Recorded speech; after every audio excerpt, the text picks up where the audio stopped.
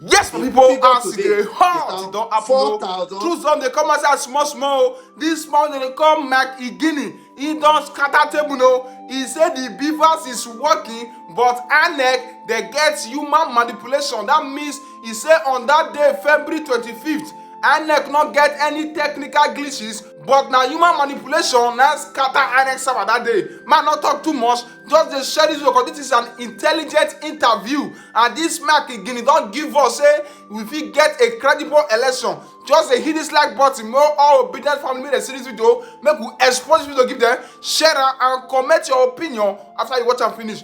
And so, what I said about the Bvas remain true, because in the course of this program, I will show to Nigerians, and I'm going to show some data to show to you what the Bvas has brought on board, that the Bvas remain a fashion symbol of hope, of electoral integrity that is unequal in our fatherland. However, the outcome of the 25th February presidential and national assembly election has been an issue in our country, that the ill of democracy can only be cured by more democracy.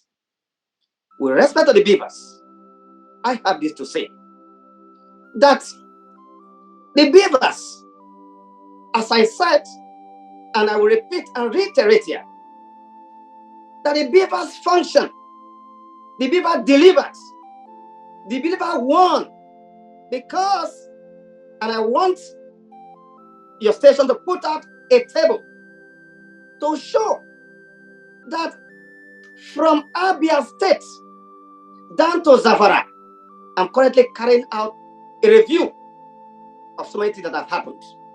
And I'm going to use my state, Delta State, where I come from. This is not the table, the first table about yes. Now, the table you are seeing here, if you can highlight it for Nigerian people to see, I told Nigerian people that with the Bvas, is going to bring about, we will put an end to the invidious figure that were posted in several parts of the country, where in communities, like I told you people, before the election, over and again, that in the difficult terrain area, any part of Nigeria, either in the upland or in the riverine area, where people used to post invidious figures, that Bvas was going to put an end to it. Now, if you look using data, charity but beginning for home, and as I'm telling you, Charles, I'm carrying out an overview from Abia State to Zamfara, so that we can put live to some historical use of data during the election in our country. With the table you are having there, I am from Delta Central.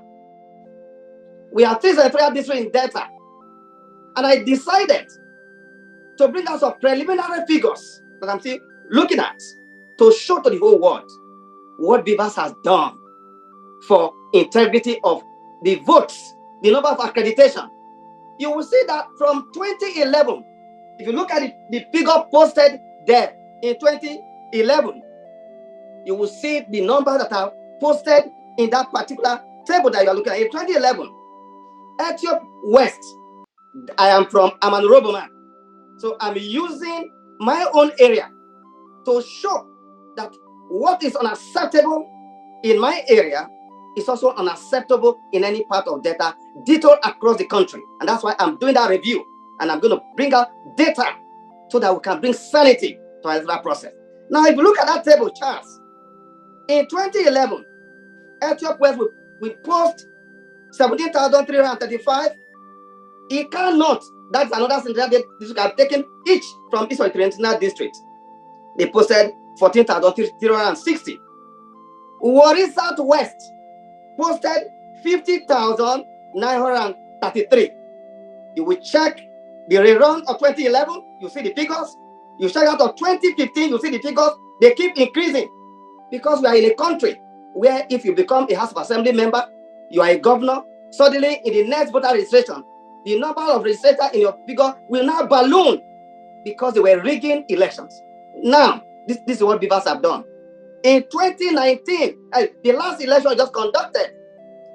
Look, in my own fatherland, the area of Delta, where I'm an honorable man, a place that posted 62,044 in 2019 election with the Bvas that have brought integrity, sanity.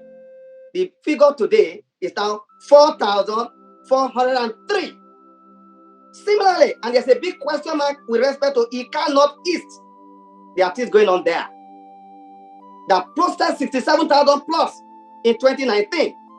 With the regime of Bvas, the figures are now 60,696, which is not correct. I told you that preliminary figures. But look at what is Southwest. That posted 139,534 in 2019. And they just concluded the election. They posted 3,103. What am I saying there? Charles, in our program, I told the whole world that with Bvas, that those who think that automatically the Senate will be a retirement home for outgoing governors, that was not going to happen. I'm not saying that if you are a governor and you intend to go to the Senate, that you cannot go to the Senate. But before now, without the Bvas, having disabled Carida and what it did with Carida, with Bvas, it is clear that the dinosaur experience I spoke about have occurred. Furthermore, who would have believed that an Okada rider will win an election? It is the Bvas that has brought that to bear now. Okay, so Mike, you've made a lot of points there. A fetching symbol of hope. Right, you've made a lot of points, and obviously this has to be a dialogue. But I understand the facts, which is why we obviously had you explain a lot of this, because you needed to make those points and to use your chart to make the point. And you spoke of an axis of electoral evil in Nigeria, and you were using your own state, Delta State, where you come from, to kind of emphasize that point. But what do you see then, given all the issues that have emerged from this presidential election? What do you see as the gains of the presidential election from the point of view of Inec? Because you mentioned Bvas and all the things that it can do, but there are also a lot of issues with technology. What do you see as the gains of this presidential election? Well, Charles, first and foremost, in the entire 176,606 polling units, or less, if you remove 240 polling units where there were no registered voters, out of the 176,846 polling units are declared by the Commission. Clearly, undoubtedly, unequivocally, the Bvas did what it was expected to do. Beyond places where thugs prevented Nigerians from voting during the election. But Bvas, we must be clear here, Charles. There's a difference between, as I said before, in the course of my education, that good laws, innovations are not self-executory. They are not self-implementing. It will require people to do that. Now, that was the education I gave after the election. What is required to be done in places where there are no conformity to rules or where there are deviation, starting from the polling units, it is those who are saddled with that responsibility from the polling unit to all layers of level that must give accounts, that must give explanation. Society make progress on the basis of rewards and punishment. But what I want us to make clear is that the what I'm hearing that the Bvas has failed, it is wholly incorrect to say that Bvas has failed. After all, the only issue, which is now going to be issued before the court, has been that the presidential result were not uploaded from the polling unit. Right, That is not explanation and from what my do you beginning what to do give. you think? I mean, Mike, you worked with Inec. You had an inside track for many years. I mean, you understand the Electoral Commission better than most people. What do you think went? Because you're saying that the only issue with the presidential election, in your expert assessment, from a technological point of view, was simply the transmission of results, and that there was Correct. nothing else wrong with the Bvas as far as you're concerned. So Correct. what do you think prevented that result from being transmitted? Because obviously that was key, wasn't it? Absolutely. That is one component part of the entire chain of the value chain. And as I said, and when I looked at some of the messages sent to me by chance, very many Nigerians would appreciate that what I did that freely. But let me quickly go to that. And that is that I left Inec since August. The explanation as to what happened with that has to come from the commission and not Mikey Guinea, who gave selflessly. I wasn't paid. Look, Charles, let me say this here. Let it not be that for people like us, for over 30 years, we're fighting for this country, for democracy and the rule of law. You know that my vote is for due process, because the old embrace of democracy is essentially because it brings about participation and accountability to the process of human development. And so that explanation, at least respectfully, that should not be coming from me, because I don't have answer to that. And in any case, where we are right now, already the courts is already seized of that matter. Yes, look, but Mike, I totally understand that. Again, I apologize for interrupting you. And I know that you, as you said, admittedly, you spoke so robustly about Bvas and you tried to educate Nigerians about it. And I have to agree and admit that that was really selfless service. But the impression that people have is that it failed. And I understand what you're saying, that that Inec has to do a lot of explanation. But do you concede that there seems to be a sense that Inec is not making any particular effort to rebuild trust? It's not telling us what reconfiguring, for example, the Bvas entails. It's not allowing lawyers from the opposition parties access to the materials. It's all a mystery. And they never told us what the technical glitches are. So trust is very low and is getting lower. What can you say to raise the trust of the Nigerian public in Inec as another crucial election looms? Well, Charles, as I have said, I left the commission since last year. And I can understand, I've watched since on the 25th. My advice is for the commission to continue to engage and also put forward the explanation that people are seeking, because I am no longer there. And in any case, the reason why I decided to say, look, this is my country. I have no other country. When I left university, very many people left the country. That's 30 years ago, but some of us who stayed back. We fought for democracy. And so, for me, the reason why I came out is to call on Nigerians that you cannot give up. Elections are in two phases. The process is still ongoing. The kind of thing I've done before, it is not for me to continue to do that. But I became very worried, Charles, when I got over 2,500 messages on this matter about their concern about the forthcoming election, which I think we should focus on. Because we want Nigeria to have what we call total experience. I know that the outcome of elections will lead to met and unmet expectation. The outcome of election will lead to disappointment. The outcome of election naturally will lead to idiot feeling and wooden pride. But we still have another piece of election. The commission from interview on channels yesterday, a few statements issued.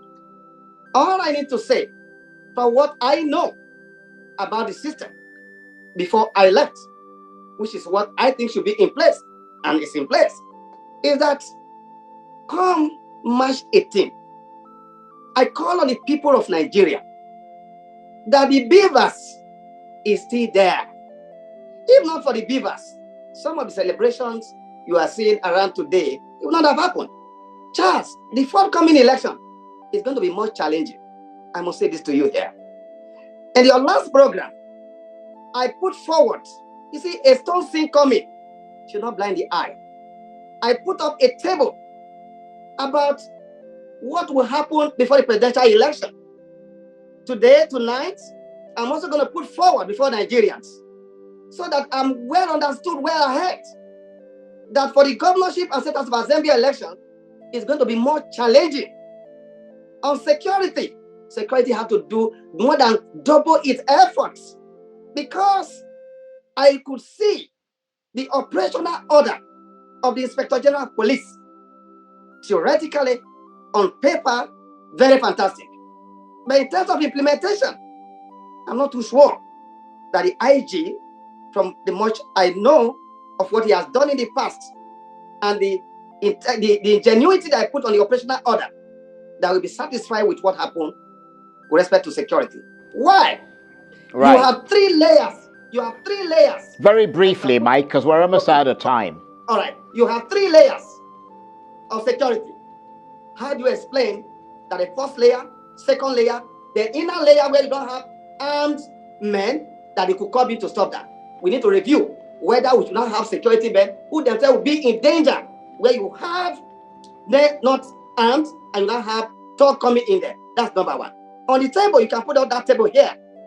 For anybody to be declared a governor in each state of the Federal Republic of Nigeria, let me now put this up front now, so that returning officer, you perhaps could check the arise this program tonight, so that people don't say, like what happened in the other election, that what I said was after the election. I'm saying this on a Monday, before Saturday election. That is to say, in the country at the moment, only 13 states that you have, when you have to compute to 10 of each local government, you only have 13 states. For the other 22 states of the Federal Republic of Nigeria, you now have a situation where, because of the arbitrary creation of local governments, a state like Abia is 13.3. A state like Akwa Ibom is 27.7. You cannot fractionalize numbers of local government. So is it the upper limit or the lower limit that you need to take? Mathematically, I'm not a mathematician, but the figures are out there for people to see that in order to avoid returning officers being pushed around or being compromised, right, without being guided. Okay, we've important that this table should be well studied. Right. Finally, okay. As a closing remarks, all I need to say is that the Nigerian people, the country is your country. The only thing that we can do to make our country move forward is for everybody to come forward, whatever role you have to play, that the success of election is a reflection of our collective values or what we want for ourselves, not only for ourselves, but for our children, whose faces we are here to see, whose name we will never know. To be entirely fair, Mike, in our own time, we did the right thing. Right. To be entirely fair, the majority of Nigerians simply, the majority of people who picked up their voters card simply want to go out and vote. They're not the ones who deal with security. They're not the ones who, they're not the political parties. They're just people who want the right to vote. We've got a minute or so. Where do people turn to right now? Because if they turn to Inec, there's a problem there. They turn to the judiciary, there's a potential problem. They turn to the security services, as you mentioned, there's a problem. How did Nigeria get here, and how does it get out of it? And we've got a minute, please, so very brief. Hope as to what a people who are determined to achieve is natural to human beings. Nigerians must take responsibility, and the best responsibility to take is for all of them to go to the polling unit. After all, were it not for the kind of education that civil society, we all collectively gave an order, people would not have been in custody of results today. My clarion call is that all Nigerians go to the polling units on Saturday, coming Saturday. Make a choice if you want to be a governor. Make a choice if you want to be a member of House of Assembly. of your respective states. When you get to the polling unit, at the end of the poll, Right. record it, snap it, make sure that you are in copy of that. So that Okay, well, they did that in the presidential election, and it didn't make any difference. But Mike, I want to thank you very much indeed for taking the time to talk to us. Mike Igini is a former resident electoral commissioner for Inec, and he's also a lawyer. Mike,